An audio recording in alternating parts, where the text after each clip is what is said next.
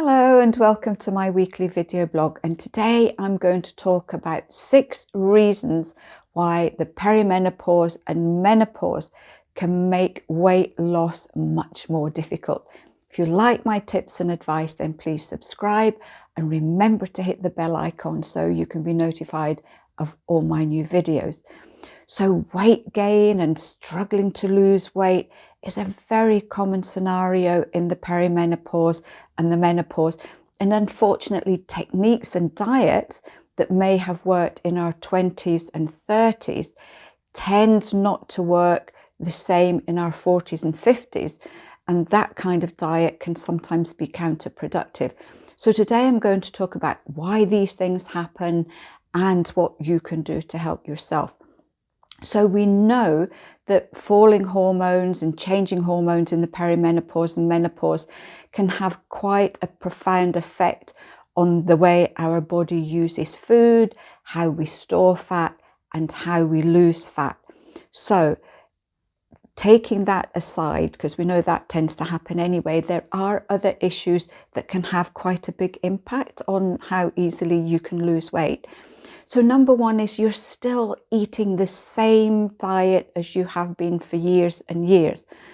So the problem here is that as the hormonal changes going on, our metabolism slows down. So we may need slightly less food, but more nutrition. Our nutritional needs go up, but also our carb metabolism changes. So that's going to increase our weight, even if we're eating the same carbs that we were maybe 5 or 10 years ago. Also, our protein needs go up quite considerably, and we need healthy fats as well. And I have talked about this before. I know a lot of people, you say increase your fat and they think that's going to cause weight gain. Healthy fats are really important for so many different issues in the perimenopause and menopause, not least of all that you need fat to make your hormones. So if you're in the situation where your metabolism is slowing down, your carbohydrates are not metabolizing properly, you're getting less protein and less fat, then the body will very often start to put weight on. So number 2 is stress. We know that stress and anxiety is very common again in the perimenopause and the menopause. And we know that if you're into that sort of adrenal fatigue or flight or fight situation, so you're getting anxious every day, you're getting the palpitations, you're getting the shortness of breath, and you're really uptight the whole time, then your body will use carbohydrates and turn them into fat, put them round the middle for an easy source of energy, because your body thinks, oh, there's a flight or fight, there's danger going on, I need to have energy to run or to fight or to hide. And this is a really common one. So if you're getting a fat buildup more around the middle, then very often that's what we call an adrenal response. So in this situation, we're looking at calming the nervous system and dealing with stress. So we have 2 really nice remedies for this. We have our registered product, Avena Calm, and we also have the Passiflora spray. Passiflora spray is great because if you're running around, if you're out and about, whenever you need it, you can just put sprays directly onto the tongue. So number 3, which is the biggest one probably, is cutting calories. So we think, I need to lose weight, I will just cut calories. Problem is, if you cut calories too low, and especially if you go on a really extreme diet, all that happens is your body thinks, there's a famine coming, help, I need to do something. So what your body will do is it will lower your metabolism further, and it will use anything you eat basically to make fat.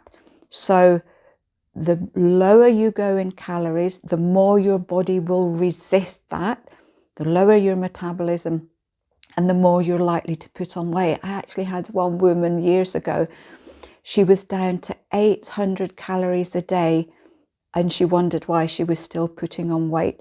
So it's really important that you don't go on these extreme low-calorie diets, because apart from the fact that it will make you very miserable, it will make you very stressed. You are denying your body of the very nutrients it needs to keep itself as stable as possible while all these hormonal changes are going on. So this is a really, really important one. And for those of you who have a winter time, this is the worst time that you can lose weight. So, you know, a lot of us in January, yes, we'll start a new diet, we'll do bodily spring cleaning, we'll make ourselves fitter. In the winter time, just because of the way the human body has developed, your metabolism tends to slow down with the dark nights, because in ancient times, winter time was lean, there was less food. So again, if you go on a really low calorie diet, your body will be still in wintertime mode, and it will reduce your metabolism even further.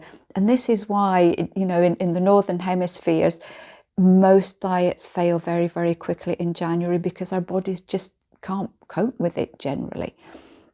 So number 4 is you're not getting enough sleep. And there's so much research out there showing that poor sleep interferes with our hunger and our satiating hormones.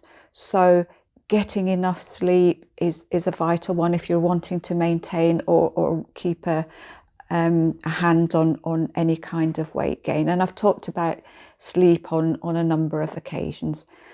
Number 5 is exercising too much. And again, we've got into this habit of, when we want to lose weight, cut calories, which can be really bad for us at this time, and we want to exercise like mad. Problem with exercising like mad is that, again, your body is going through tremendous hormonal changes, and that's using up a lot of energy. So very often there's not enough energy left to do a lot of severe exercise. You might find that you get more fatigued, and especially for those of you that are really serious sports people, this is a time you have to be really, really careful about maintaining your nutritional levels, because if you're training really hard and your body's going through the perimenopause or menopause, you may find that everything gets much more fatigued. And it's the same for the rest of us. So all I say, you need exercise for heart health, for bone health, for muscle health, but it's about giving yourself rest days. So if you go down the gym, certainly nothing wrong with that, then the next day have a day off. So don't exercise hard day after day. And I think, you know, doing a little bit of cardio is really important. Have days where you may be just stretching or doing yoga or Tai Chi or something gentle.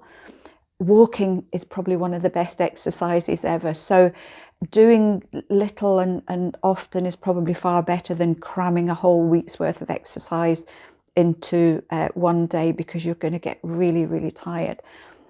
The other thing that you have to watch here is muscle mass. Now, as we get older, unfortunately, our muscles can basically just break down, and it's something that can occur in the perimenopause, menopause and beyond is called sarcopenia, and basically your muscles just waste away.